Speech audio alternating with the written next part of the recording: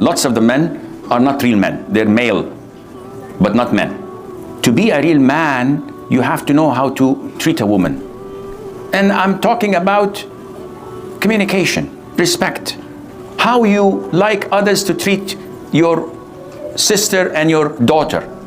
And always put this scenario at the back of your head. Would I like my son-in-law to raise his voice like I'm doing with my wife, with my daughter? Of course not. So always be careful of what you do. What goes around comes around.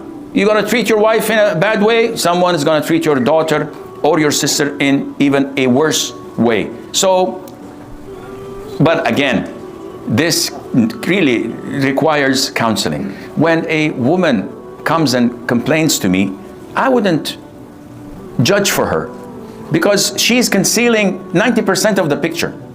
I say, let me speak to your husband. And I speak to the man. When I listen to the woman alone, I say, whoa, your husband needs to be hanged. But when I listen to the man, I said, whoa, your wife has to stand in front of a firing squad. And when I put them together, 70% of all what they said melt like butter under the sun. Not in Edmonton. It doesn't melt anything, the sun here. So be fair.